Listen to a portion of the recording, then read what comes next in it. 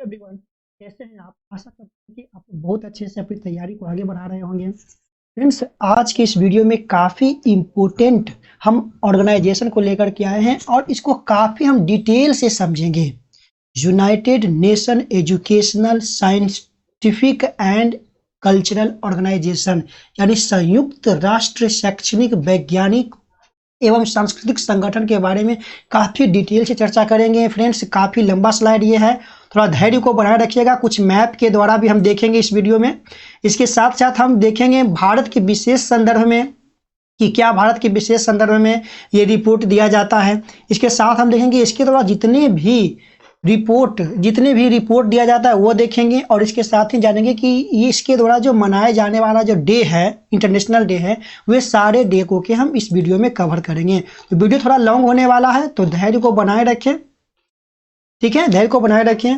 और वीडियो आपको कैसा लगता है अपने कमेंट के माध्यम से जरूर शेयर करें। फ्रेंड्स, वीडियो को लाइक करें, अपने दोस्तों के लाइक करें, और जो चैनल पर नए होते हैं वे चैनल को सब्सक्राइब जरूर करें।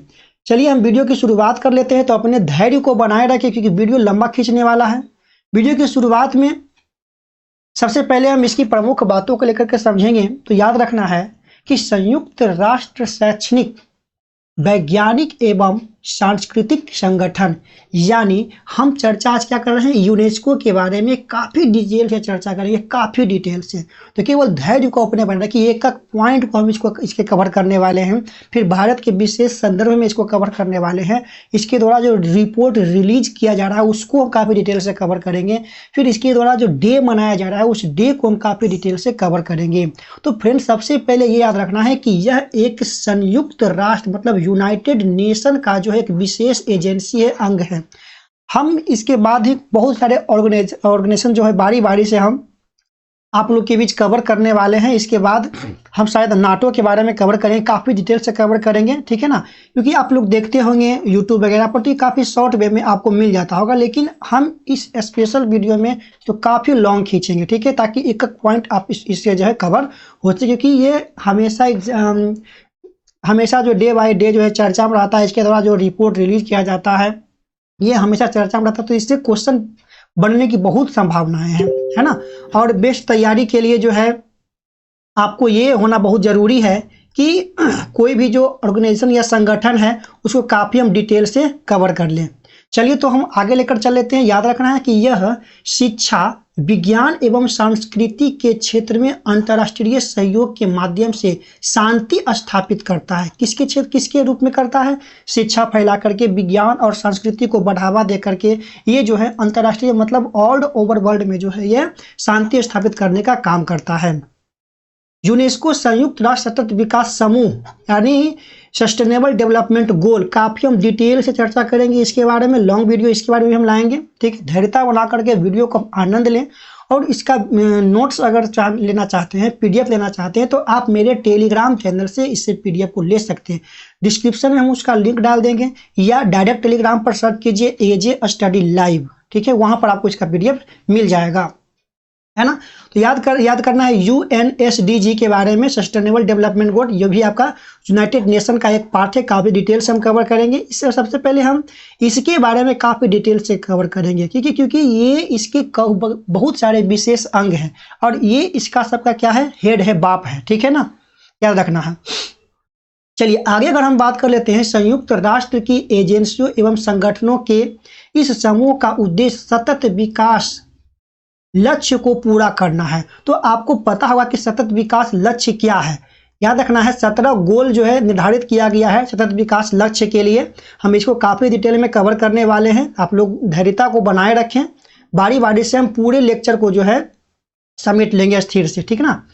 तो याद रखना है कि ये जो है सतत विकास लक्ष्य यानी सस्टेनेबल डेवलपमेंट गोल का जो है एक हिस्सा है। यूनेस्को का मुख्यालय की अगर बात करें तो ये पेरिस में है। आप लोग अपना मैप निकालें और मैप में देखें कि पेरिस का लोकेशन क्या है, ठीक है, अवस्थित है। एवं विश्व में जो है इनके 50 से भी अधिक क्षेत्रीय संगठन हैं। हम भारत में भी बात करेंगे इसके बारे में, है ना। बात कर लेते हैं कि इसके 193 सदस्यों में, पूरे देश की बात करें तो 193 देश सदस्य हैं, और इसमें 11 सदस्य जो है इसके संबंधित सदस्य हैं, संगठन वगैरह है, ठीक है। ये 2020 तक की डाटा है आपका। और यह सामान्य सम्मेलन एवं कार्यकारी बोर्ड के माध्यम से नियंत्रण होता है। याद रखना है, ये सामान्य सम्मेलनों और कार्यकारी बोर्ड के माध्यम से जिसको नियंत्रित किया जाता है। आगे बात कर लेते हैं कि यूनेस्को के सदस्य देशों में शामिल 3 देश, याद रखना है, जो यूनेस्को का जो सदस्य देश है उसमें से 3 देश वह संयुक्त राष्ट्र सदस्य नहीं है, मतलब यूनाइटेड नेशन का सदस्य नहीं है। याद है, बहुत ही इंपॉर्टेंट हो जाता है ये बात, यहाँ पर ध्यान देना है कौन कौन नहीं है। तो ये आपका कुक द्वीप, कुक आइलैंड, फिर आपका न्यूए, ठीक है, और फिलीपींस। यहाँ पर आप देख सकते हैं ये आपका हो गया कुक आइलैंड हो गया, ठीक है, ये आपका न्यूए हो गया, और यहाँ पर देख सकते हैं ये आपका फिलीपींस हो गया। ठीक है, याद रखना है 3 जो देश है ये इसके सदस्य, संयुक्त राष्ट्र इसका सदस्य है, यूनाइटेड नेशन का सदस्य है, लेकिन ये संयुक्त राष्ट्र का सदस्य नहीं है। यूनेस्को का सदस्य लेकिन संयुक्त राष्ट्र का सदस्य नहीं है। ठीक है, याद रखना है। जबकि संयुक्त राष्ट्र के सदस्य देशों में 3 देश, इजराइल, लिंक्टेनस्टीन, संयुक्त राज्य अमेरिका, यूनेस्को के सदस्य नहीं है। याद रखना है ये तीनों जो हैं यूनाइटेड नेशन का तो सदस्य हैं, लेकिन ये यूनेस्को का सदस्य नहीं है। याद रखना है, आप देख सकते हैं यहाँ पर इजराइल को देख सकते हैं, ठीक है, ये इजराइल है, बॉर्डर साझा कर रहा है, इजिप्ट से कर रहा है, ठीक है, ये आपका जॉर्डन है, यहाँ पर डाल है गाजा पट्टी, ठीक है, ये आपका वेस्ट बैंक है ना, और ये याद रखना है डेड सी। ठीक है, तो इसका लोकेशन आप लोग मैपिंग पर ठीक से जो है कवर कर ले, क्योंकि ये बराबर काफ़ी चर्चा में रहता है हमेशा, है ना, इंडिया से इसका अच्छा खासा रिलेशन भी बना हुआ है, तो याद रखना है।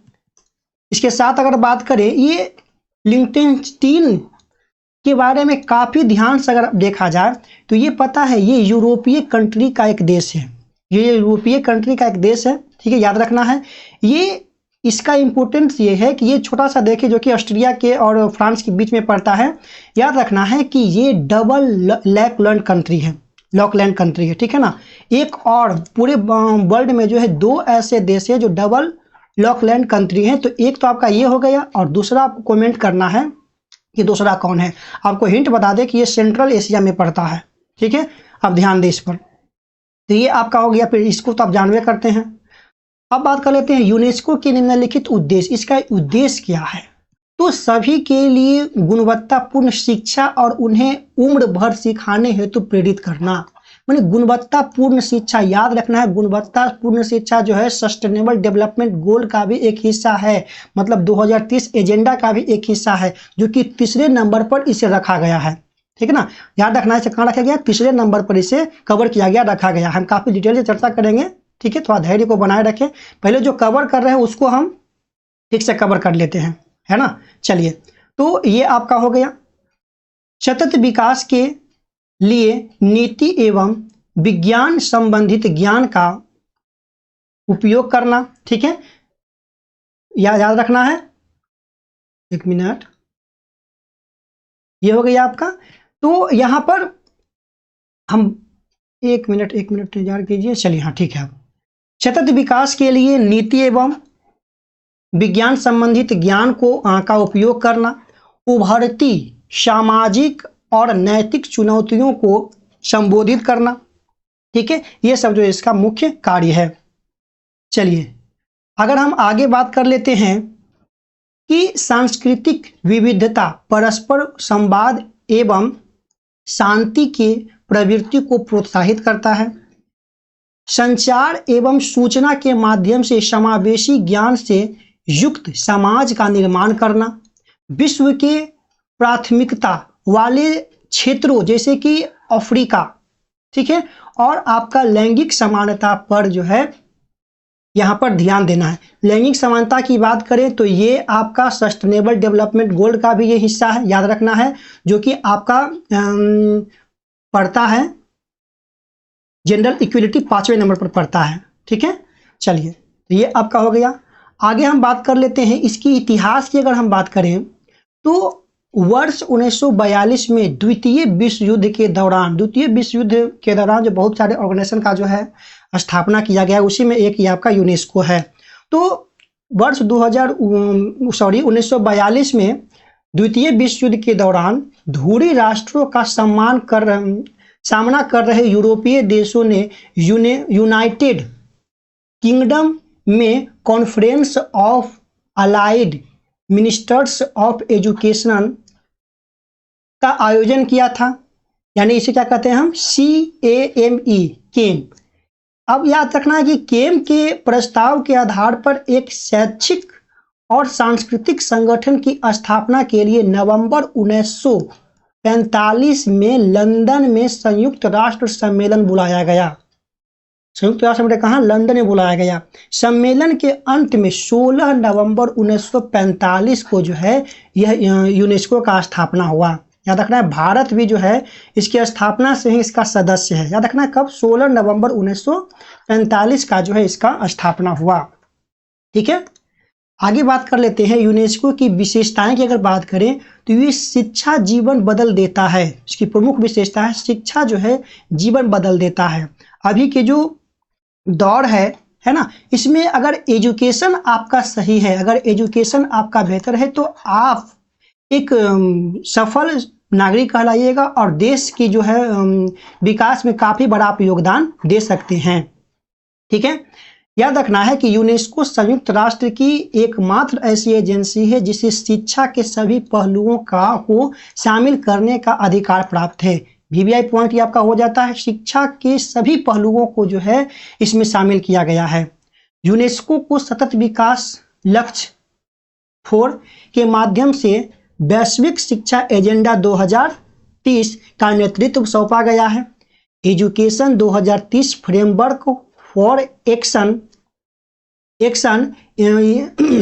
या अगर हम बात करें इंचियो घोषणा वैश्विक शिक्षा एजेंडा 2030 को प्राप्त करने के लिए एक रोडमैप तैयार करता है।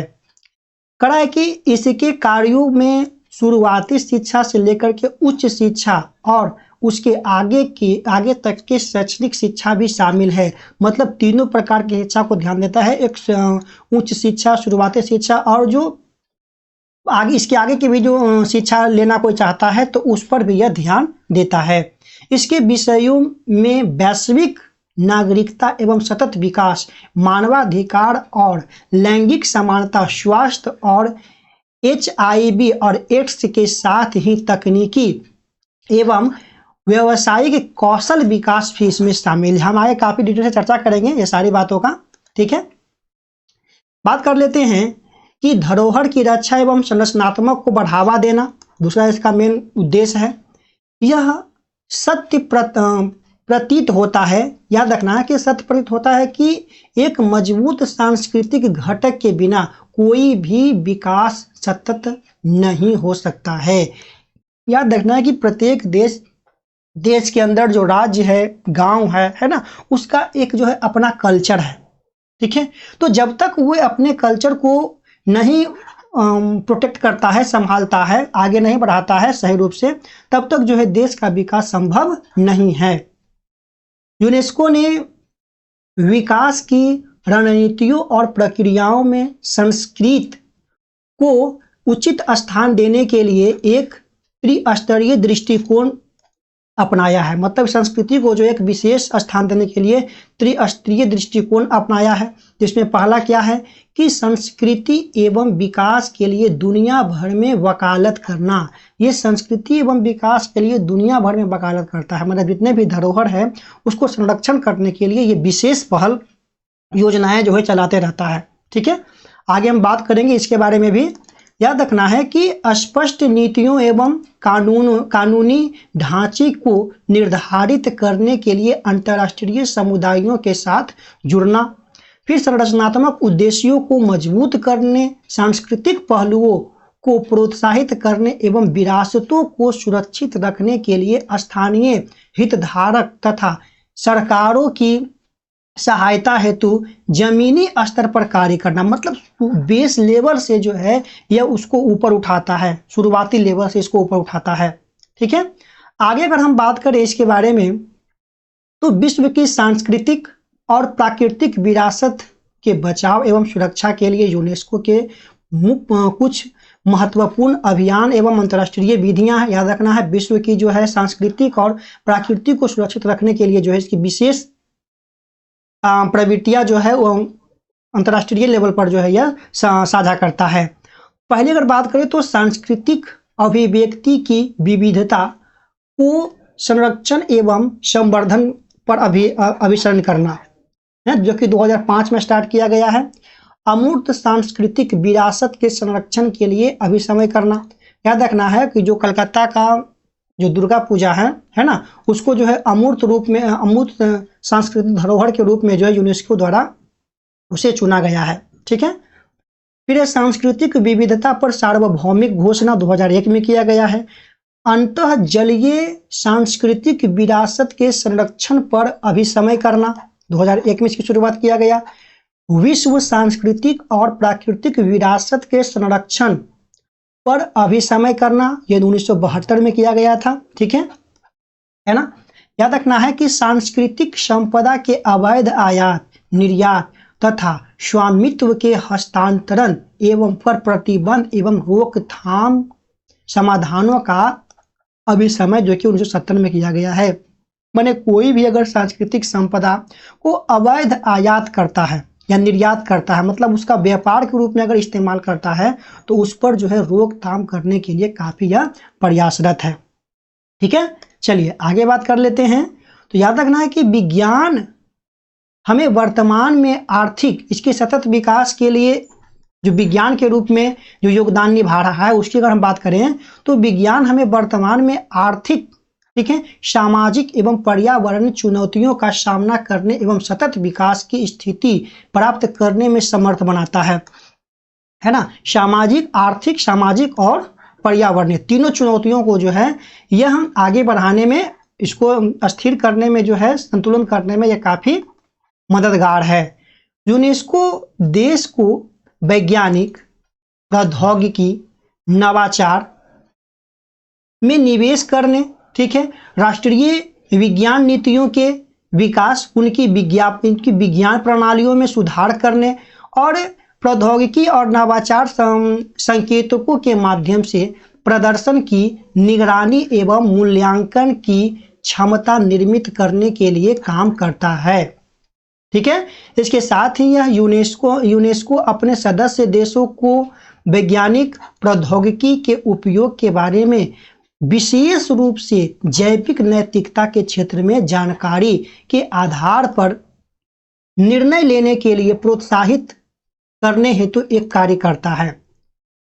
इसके बाद इसका मुख्य लक्ष्य क्या है करना, तो सामाजिक एवं मानव विज्ञान के रूप में यह कार्य करता है। इसमें यह न्याय संगत समावेशी सोसाइटी हेतु ज्ञान का निर्माण एवं उसका उपयोग करने के लिए लोगों को सक्षम बनाने में मदद करना। याद रखना है कि कोई भी नियम कानून बनाया जाता है, उसको तब तक वह पूर्ण रूप से लागू नहीं होगा जब तक उसके बारे में लोगों को अवेयर नहीं कराया जाए, है ना। यो कागज पर तो बहुत सारे नियम कानून आ जाते हैं, है ना, बहुत सारे नियम कानून को जो है लिख दिया जाता है, लेकिन उसको कैसे जमीनी स्तर पर उसको लागू करना है, उसको जमीनी स्तर पर लागू करने के लिए उन लोगों को उसके बारे में अवेयर होना काफ़ी ज़रूरी है।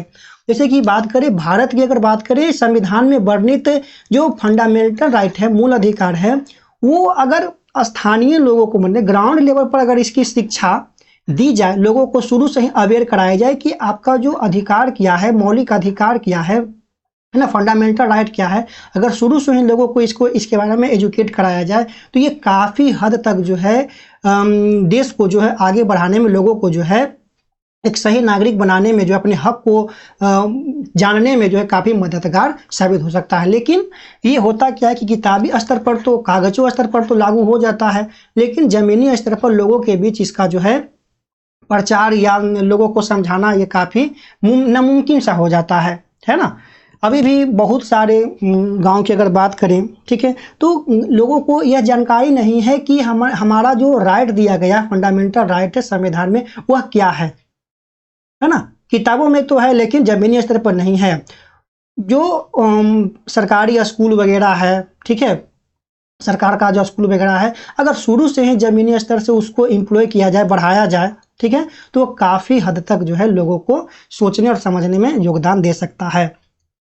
याद रखना, इसके साथ ही यूनेस्को अस्थायी शांति एवं लोगों को एक दूसरे के सहयोग करने में भी मदद करता है। ठीक है, आगे हम बात कर लेते हैं कि यह सामाजिक परिवर्तनों का प्रबंधन, है ना, युवाओं से संबंधित कार्यक्रम और शांति तथा अहिंसा की संस्कृति जिसमें लोकतंत्र और वैश्विक नागरिकता परस्पर संवाद शांति निर्माण की पहल आती है, जिसे अपने अंतर सरकारी कार्यक्रमों के माध्यम से पारस्परिक समझ को प्रोत्साहित करता है। अगर बात कर लेते हैं कि संचार एवं सूचना भी काफी इसका योगदान है, तो इसमें पत्रकारों अभिव्यक्ति की स्वतंत्रता, याद रखना है, पत्रकारों की जो अभिव्यक्ति है, पूछने का जो अधिकार है, उसकी स्वतंत्रता है ना, और उनकी सुरक्षा को बढ़ावा देना, ऑनलाइन घृणास्पद भाषा को रोकथाम करना, इसके अलावा जागरूकता के माध्यम से दुष्प्रचार एवं गलत सूचनाओं को प्रसार होने से रोकना।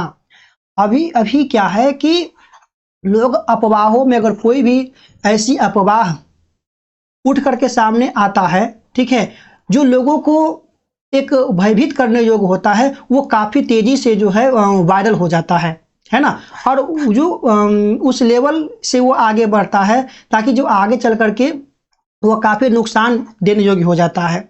और पत्रकारिता को जो पत्रकार होते हैं, उनकी जो अभिव्यक्ति है, स्वतंत्रता है, उसका भी आजकल देख रहे होंगे हनन हो रहा है, तो उनको सुरक्षा करने में ये काफी बढ़ावा देता है, योगदान देता है।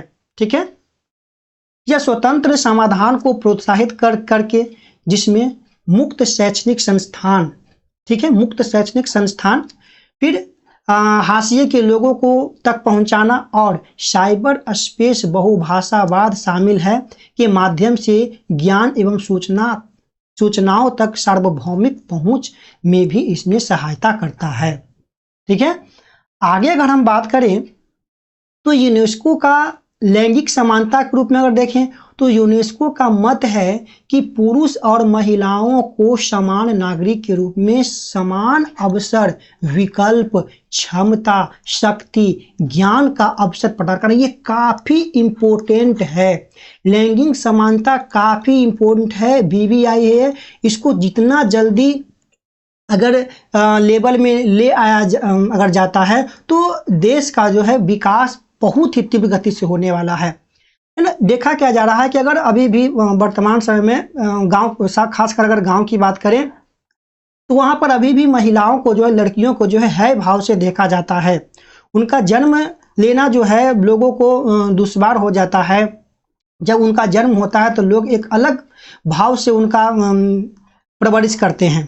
ठीक है, तो इनको जो है लैंगिक समानता, ये दोनों की भी समानता लाना जो काफ़ी इंपॉर्टेंट है, काफ़ी ज़रूरी है सभी अवसरों में, चाहे वो शिक्षा के लेवल पर हो, चाहे जॉब के लेवल पर हो, या कोई भी या निर्णय लेने की जो बात होती, जब कोई बड़े निर्णय लेने की बात होती है, तो उसमें भी इनको जो है समान हक जो है देना काफ़ी ज़रूरी है। अभी स्त्रियों का हालत जो काफ़ी, अभी भी वर्तमान समय में जब बात करें, भारत की बात करें, तो आज़ादी का हम 75वें अमृत महोत्सव सेलिब्रेट कर रहे हैं, तो इस समय भी अगर बात करें तो महिलाओं की जो भागीदारी है, राजनीतिक में भागीदारी या अन्य कोई भी क्षेत्र में अगर महिलाओं की भागीदारी की बात करें तो काफ़ी कम है। तो हमें इस पर काफ़ी अच्छे से ध्यान देना पड़ेगा, लोगों को एजुकेट करना पड़ेगा, और ये तभी संभव हो सकता है जब लोग जो है एजुकेट होंगे, है ना। शिक्षा एक ऐसी जरिया है जिससे हम कोई भी चीज़ को जो है, जो कोई भी चीज़ लागू किया जा रहा है, ठीक है ना, उसको हम काफ़ी जल्दी जो है उसको हम अच्छे तरीके से लागू कर सकते हैं जब लोग एजुकेट होंगे, शिक्षित होंगे। तो ये काफ़ी इम्पोर्टेंट बन जाता है। ठीक है, लैंगिक समानता पर ध्यान देना है। लैंगिक असमानताओं के निपटने के लिए ज्ञान, मूल्यों, दृष्टिकोण और कौशल के अवसर अवगत कराना सभी के लिए एक अस्थायी भविष्य बनाने को पूर्व निर्धारित की शर्त है। अगर हम बात करें कि लैंगिक समानता के उद्देश्यों को प्राप्त करने के लिए कुछ महत्वपूर्ण कार्यक्रम भी इसके द्वारा चलाया जा रहा है, जैसे यूनेस्को प्राथमिकता लैंगिक समानता कार्य योजना, लैंगिक समानता उपकरण, लैंगिक दृष्टिकोण, लिंग संबंधित यूनेस्को की अध्यक्षता एवं नेटवर्क, लड़कियों एवं महिलाओं की शिक्षा के लिए यूनेस्को पुरस्कार मतलब प्रोत्साहित करना, यूनेस्को युवा मोबाइल इत्यादि कई सारे जो है यूनेस्को द्वारा जो है इसको इक्वल करने में, समान करने में काफ़ी अच्छे पहल जो है चलाया जा रहा है। लेकिन देखिए कोई भी पहल चलाया जाता है, कोई भी योजनाएं चलाई जाती है, ठीक ना, वो तभी ही सही रूप से लागू हो जाएगा जब उसके बारे में लोग अवेयर होंगे, जब उसके बारे में लोग जानेंगे, है ना। तो ये कब जानेंगे? देखिए जो पढ़ रहे हैं, जो इसके बारे में पढ़ रहे हैं, जो लगातार इससे जानकारी ले रहे हैं, वो तो इसके बारे में जान जाते हैं, ठीक है। लेकिन जो जमीनी स्तर की अगर हम बात करें, ठीक है, गांव की अगर हम बात करें, तो वहाँ लोग अभी भी जो है इसके बारे में अवेयर, कोई भी जो कानून बनता है, बड़े बड़े जो कानून बनता है उसके बारे में अवेयर नहीं होते हैं। गाँव में अभी क्या है कि जो भारत में जो वैवाहिक संबंध की अगर बात करें, तो जिसमें लड़कियों और लड़कों का उम्र कितना कर दिया गया, 21 वर्ष कर दिया गया, दोनों में इक्वलिटी ला दिया गया है। लेकिन गांव के स्तर पर बात करें तो अभी भी ऐसी घटनाएं देखने को मिल जाता है जिसे कहते हैं ना बाल विवाह, ठीक है।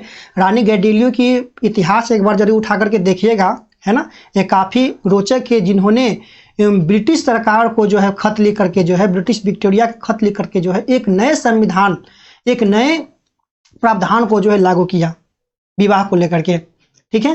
तो ये काफ़ी ज़रूरी है ज़मीनी स्तर पर लोगों को शिक्षित करना। ये कब हो सकता है कि जब बच्चे प्राथमिक शिक्षा ले रहे होते हैं, जब बच्चे प्राइमरी शिक्षा ले रहा होता है, उसी समय लोगों को भारत के संविधान और भारत के द्वारा जो किए जाने वाले पहल, उसको उसी समय एजुकेट, एक पर्सनली क्लास में लेकर के जो है उसको उसी समय एजुकेट करना काफ़ी ज़रूरी है।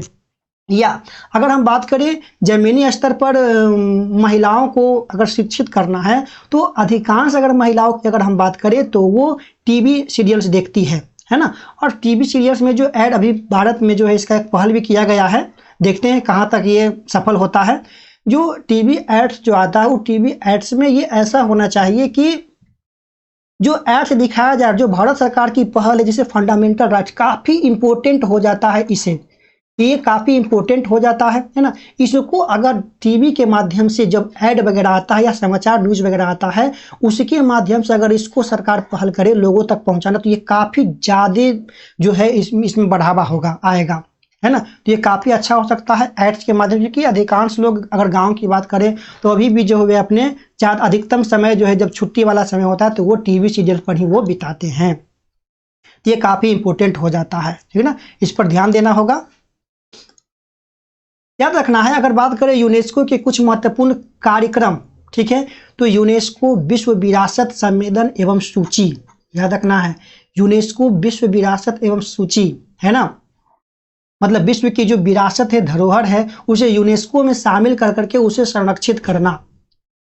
याद रखना है कि विश्व विरासत अभी समय 2072 में चलाया गया था। सांस्कृतिक संपदा एवं प्राकृतिक संरक्षण को अवधारणा को एक साथ जोड़ने के लिए यह अभिसमय उन प्राकृतिक एवं सांस्कृतिक स्थलों यानी विश्व विरासत स्थल को परिभाषित करता है जिसे विश्व विरासत सूची में शामिल किया जा सकता है, ठीक है। अगर बात कर लेते हैं इस अभिसमय में शामिल सदस्यों को सांस्कृतिक प्राकृतिक विरासतों के संरक्षण को अपने कार्य क्षेत्रीय योजना कार्यक्रमों में शामिल करने, उन स्थानों पर कर्मचारियों की नियुक्ति तथा संरक्षण हेतु वैज्ञानिक और तकनीकी अनुसंधान करने के लिए प्रोत्साहित किया जाना। यह बताता है कि विश्व विरासत कोष उपयोग एवं प्रबंधन किस प्रकार किया जा सकता है, और यह विश्व स्तर पर 167 देश में 1154 विश्व धरोहर स्थल है। वर्तमान में भारत के 40 है, ठीक है। याद रखना धरोहर स्थल है जिसमें 30 सांस्कृतिक, 7 आपका प्राकृतिक और 1 आपका मिश्रित स्थल शामिल है, ठीक है। आगे अगर हम बात करें तो यूनेस्को के कुछ प्रमुख कार्यक्रम के ही बारे में, तो ये गुजरात के धौलावीरा, को भारत के 40वें विश्व धरोहर स्थल के रूप में घोषित किया गया। अभी ये आपको बताना है कि वर्तमान समय में अगर हम बात करें तो भारत के कितने ऐसे स्थल हैं जो विश्व धरोहर स्थल में शामिल हैं। ठीक है, आपको कमेंट के माध्यम से ये आपको बताना है। याद रखना 40वें की अगर हम बात करें तो रामप्पा मंदिर तेलंगाना जो कि 39वां था, और 40वां में किसे लिया गया था, धौलावीरा को लिया गया था। ठीक है, जो कि हड़प्पा का एक स्थल है। फिर एक बार देखिए, कंचनजंगा राष्ट्रीय उद्यान सिक्किम को भारत का पहल और एकमात्र मिश्रित विश्व विरासत स्थल के रूप में अंकित किया गया है। याद रखना है कौन है, मिश्रित विश्व विरासत स्थल मात्र एक ही है, वो क्या है, सिक्किम की भारत का पहल कंचनजंगा राष्ट्रीय उद्यान को लिया गया है ना। हाल ही में केंद्रीय सांस्कृतिक मंत्रालय ने वर्ष 2022-23 के लिए विश्व धरोहर स्थल के रूप में विचार करने हेतु होयसल मंदिर के पवित्र स्मारकों को शामिल किया है। ठीक है, इसको थोड़ा सा आप अपडेट कर लीजिएगा वर्तमान समय में, ऐसे हम आगे आने वाले वीडियो में इसको अपडेट कर देंगे। चलिए अगर बात कर लेते हैं, काफ़ी इंपॉर्टेंट बात कि यूनेस्को द्वारा जो रिपोर्ट रिलीज किया जाता है वो कौन कौन सा करता है। ठीक है, तो अगर हम सबसे पहले बात करें इसकी रिपोर्ट को, तो यूनेस्को विज्ञान रिपोर्ट।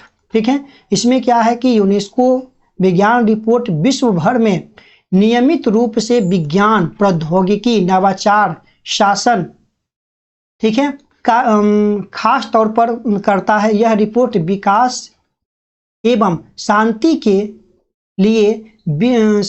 लिए विश्व विज्ञान दिवस को मनाने हेतु 5 वर्ष 10 नवंबर है ना, 5 वर्ष में जो है 10 नवंबर को प्रकाशित किया जाता है।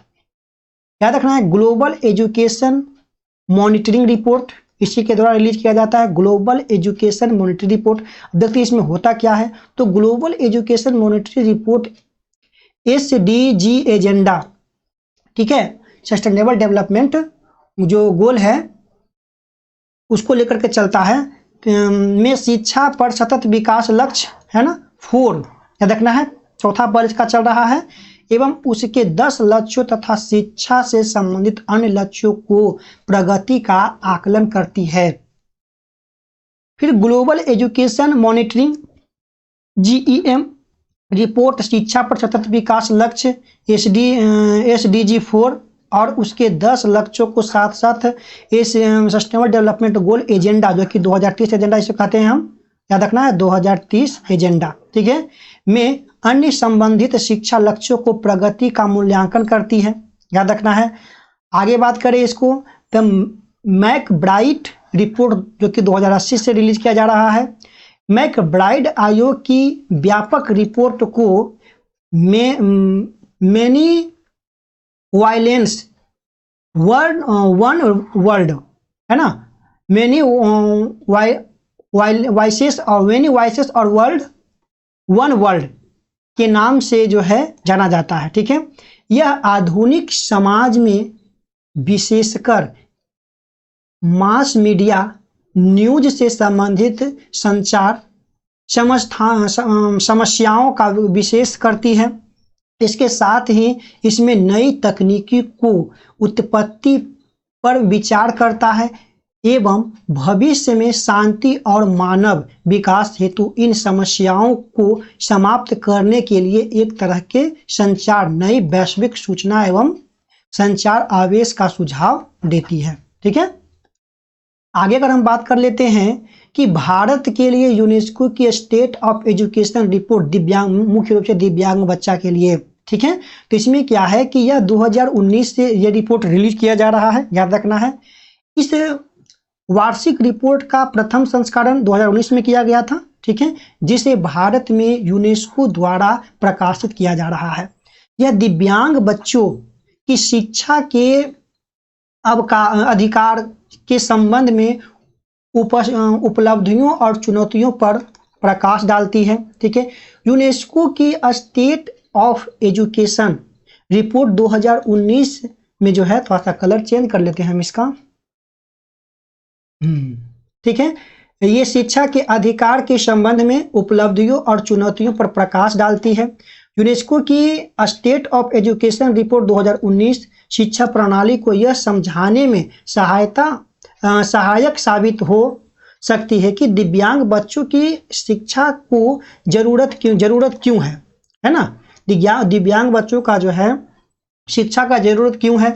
यह रिपोर्ट हाशियों पर स्थिति बच्चों को गुणवत्तापूर्ण शिक्षा एवं युवाओं को समान अवसर, ठीक है, उपलब्ध कराने के लिए हमारे सामूहिक उद्देश्य को पूरा करने की दिशा में महत्वपूर्ण गति दे सकता है।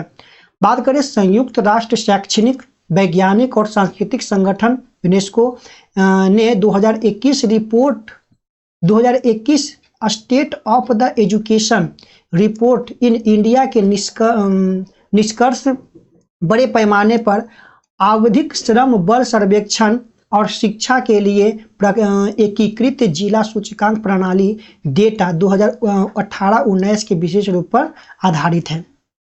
ठीक है, आगे अगर हम बात कर लेते हैं कि इसका उद्देश्य भारतीय शिक्षा नीति है ना, नेशनल एजुकेशन पॉलिसी जो है, याद रखना है कि ये कब लागू किया गया था, आपको कमेंट करना है। ठीक है, कार्यान्वयन को बढ़ाने और सतत विकास लक्ष्य एजेंडा सस्टेनेबल डेवलपमेंट गोल 4, ठीक है, जो कि शिक्षा के लिए है, याद रखना है। ठीक है, की प्राप्ति के लिए एक संदर्भ के रूप में इसे कार्य करना है। अगर बात करें लक्ष्य 4 शिक्षा के लिए, तो वर्ष 2030 तक विकासशील देशों, ठीक है, और विशेष रूप से कम विकसित देशों और छोटे द्वीपीय विकासशील राज्यों में शिक्षित प्रशिक्षण के लिए अंतर्राष्ट्रीय सहयोग सहित योग्य शिक्षा की संख्या में पर्याप्त वृद्धि की गई है। अगर बात कर लेते हैं यूनेस्को और भारत के संबंध को लेकर के, है ना, यूनेस्को के बारे में अगर बात कर लेते हैं भारत में, तो भारत में एक विशेष रूप से पहल है UNCCU, यूनेस्को के साथ सहयोग के लिए भारतीय राष्ट्रीय आयोग, है ना। काफी डिटेल से हम इसके बारे में भी जानने वाले हैं। चलिए अगर बात कर लेते हैं इसके बारे में INCCU के बारे में बात कर लेते हैं, तो यह भारत यूनेस्को की शुरुआती यानी 1946 से ही इसका सदस्य बना है। ठीक है, याद रखना है यह कब से इसका सदस्य है, तो 1946 से जो है इसका सदस्य है भारत यूनेस्को का। यूनेस्को के अनुसार प्रत्येक सदस्य देश का एक मुख्य सदस्य होना चाहिए जो यूनेस्को के साथ कार्य करेगा। इस प्रकार भारत में यूनेस्को के साथ सहयोग के लिए भारतीय राष्ट्रीय आयोग अधिकृति का विकास किया गया, है ना, कि जो इसके साथ मतलब यूनेस्को के साथ जो है मुख्य रूप से सहयोग के रूप में कार्य करने के लिए भारत में कौन सा पहल है, भारतीय राष्ट्रीय आयोग की को अधिकृत किया गया है। भारत में यूनेस्को के 2 कार्यालय, याद रखना है, बहुत ही इंपॉर्टेंट ये आपका हो जाता है। एक तो आपका है दक्षिण और मध्य एशिया की 11 देश को ये साझा करता है। ठीक है, तो इसमें क्या क्या है आपका, अफगानिस्तान है, बांग्लादेश है, भूटान है, भारत है, ईरान है, मालदीव है, मंगोलिया है, म्यांमार है, नेपाल है, पाकिस्तान है और श्रीलंका है के लिए नई दिल्ली में इसका जो है क्लस्टर कार्यालय आपका खोला गया है। ठीक है, कितने देशों का कर रहा है, तो 11 देशों का कर रहा है। बात कर लेते हैं महात्मा गांधी शांति एवं सतत विकास शिक्षा संस्थान यानी MGIEP, तो भारत सरकार द्वारा पूर्ण रूप से वित्त पोषित एवं सहायता प्राप्त है। ठीक है, आगे अगर हम बात कर लेते हैं तो भारत को वर्ष 2022 से 26 की अवधि के लिए अमूर्त सांस्कृतिक विरासत की सुरक्षा हेतु यूनेस्को के वर्ष 2023 कन्वेंशन के अंतर सरकारीय समिति के लिए चुना गया। ठीक है, भारत ने 2006 से 10 और 14 से 18 तक 2 बार अमूर्त सांस्कृतिक विरासत समिति के सदस्य के रूप में कार्य किया है। इससे पहले कोलकाता की दुर्गा पूजा, है ना, को मानवता की अमूर्त संस्कृति विरासत की यूनेस्को प्रतिनिधि सूची में अंकित किया गया है।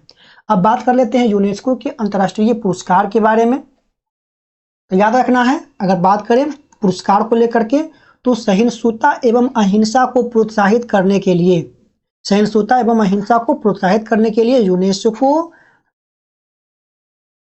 मदन जी सिंह पुरस्कार, है ना, यूनेस्को मदन जी सिंह पुरस्कार यानी कहता है कि इसकी स्थापना यूनेस्को के सद्भावना दूत, भारतीय कलाकार, लेखक एवं रणनीतिकार श्री मदन जीत सिंह द्वारा जो है दिए गए दान की सहायता से जो है यह ये पुरस्कार दिया जाता है। ठीक है, तो ये आपका है, इस पुरस्कार की शुरुआत 1995 में किया गया था, है ना, और ये महात्मा गांधी के 125वें वर्षगांठ के रूप में चिन्हित किया गया है।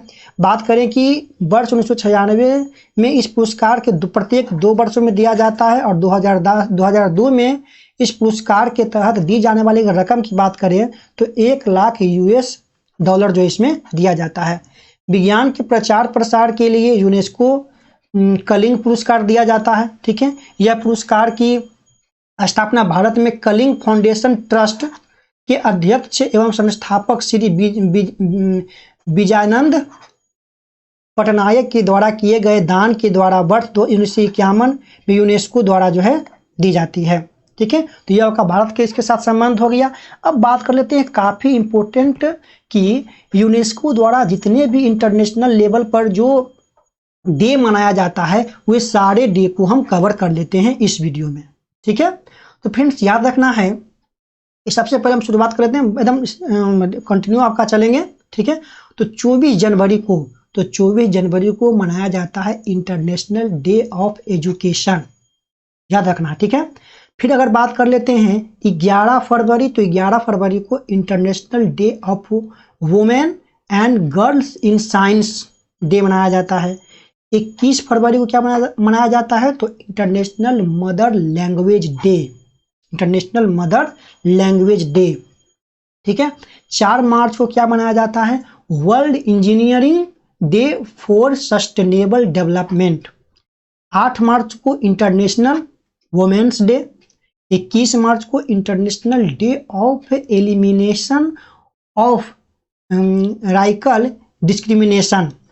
22 मार्च को वर्ल्ड वाटर्स डे, याद रखना है। 6 अप्रैल को मनाया जाता है International day of Sport for Development and Peace. ठीक है, 23 मार्च को क्या मनाया जाता है, तो world bank of copyright day. आगे हम बात कर लेते हैं इसके डे के बारे में, तो 3 मार्च को मनाते हैं वर्ल्ड प्रेस फ्रीडम डे, है ना। 16 मई को क्या बनाते हैं, international day of light, international day of living together in peace. 22 March को क्या मनाते हैं, international day for biological diversity. 5 जून को क्या मना रहे हैं, तो वर्ल्ड इन्वायरमेंट डे। 8 जून को वर्ल्ड ओशियन डे। 17 जून को मनाते हैं world day of combat discrimination of doubt. 18 July को क्या मना रहे हैं, तो नेल्सन मंडेला इंटरनेशनल डे। ठीक है, 9 अगस्त को international day of the world's indigenous people. 8 August को क्या मना रहे हैं, तो इंटरनेशनल यूथ डे। 12 अगस्त का था इंटरनेशनल यूथ डे, और 8 सितंबर को मना रहे हैं इंटरनेशनल लिटरेसी डे। 15 सितंबर को मना रहे हैं international day of democracy. 11 October को international day of the girl child. और बात कर लेते हैं 17 अक्टूबर को, तो international day for the eradication of poverty. 24 October क्या मना रहे हैं, तो यूनाइटेड नेशन डे। ठीक है, संयुक्त राष्ट्र के बारे में। 10 नवंबर को मना रहे हैं world science day for piece and development. 16 नवंबर को इंटरनेशनल डे फॉर टॉलरेंस। 25 नवंबर को मना रहे हैं international day for elimination of vehicle agent women. 1 दिसंबर को वर्ल्ड एड्स डे। 3 दिसंबर को मना रहे हैं international day of person with disability. फिर 10 दिसंबर को मना रहे हैं ह्यूमन राइट डे, और 18 दिसंबर को मना रहे हैं इंटरनेशनल माइग्रेट डे। तो ये काफ़ी इम्पोर्टेंट वीडियो, थोड़ा सा लॉन्ग गया है, लेकिन ये आपके लिए काफ़ी यूजफुल हो जाएगा, क्योंकि एक ही वीडियो में हमने सारा का सारा जो है कवर कर लिया है। ठीक है, वीडियो को पूरा देखने के लिए बहुत बहुत धन्यवाद। और ये वीडियो आपको कैसा लगता है कमेंट के माध्यम से आप हमें जरूर इसके बारे में शेयर करें, बताएं। ठीक है, इसका पीडीएफ कहाँ मिलेगा पता है आपको, एजे स्टडी लैब टेलीग्राम चैनल पर ज्वाइन कर लीजिए आप मुझे, डिस्क्रिप्शन में आपको उसका लिंक हम दे देंगे। तो मिलते हैं ऐसे ही किसी अगले वीडियो में, तब तक दीजिए इजाजत, बाय बाय।